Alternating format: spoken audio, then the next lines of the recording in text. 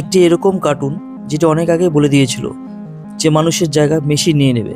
নেতা ও বড়লোকদের এত জঘন্য জঘন্য রহস্য ফাঁস হবে যা শুনে নিজেকে মানুষ বলতে ঘৃণা করবে।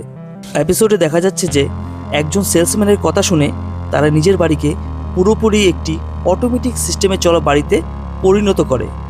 সেলসম্যান এটাও দাবি করে বাড়ির লোককে নিজে আর কোনো কিছুই করতে হবে না, তাও খুব অল্প টাকার মধ্যে ডিলটি হয়। বডি ম্যাসাজ করে দেওয়া, সানে জল ভরে দেওয়া, সব কিছুই অটোমেটিক হয় এই বাড়িতে। বাড়ির প্রতিটি ঘরে ক্যামেরা লাগানো আছে। সে এক সময় সবগুলো কাজ করে। সে রান্না করে ও ঘরও পরিষ্কার করে। সব কিছুই হয় শুধুমাত্র একটি মাত্র অর্ডারে। প্রথম এগুলো খুব মজার মনে হয়, কারণ চাকরটি একটুও ঘুমায় না।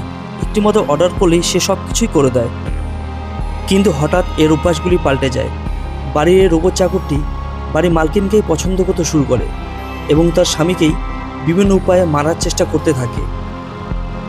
বাড়ির সকলকে ঘরের মধ্যে আটকে ফেলে ও তার স্বামীকে নানা অস্ত্র দিয়ে আঘাত করার চেষ্টা করতে থাকে। এটা কোনো সাধারণ মেশিন খারাপ হওয়ার কথা নয়, বরং ওই সময়ের কথা মনে করিয়ে দেওয়া যেখানে একটি এরকম সিস্টেম আপনার সব দরজা বন্ধ করে দিতে পারে, আপনার সব ঘরে নজর রাখতে পারে, জীবনের ডিসিশন নিতে পারে। এবং বন্ধুরা, আজকে পৃথিবীতে এটা কোনো আলাদা কাহিনী।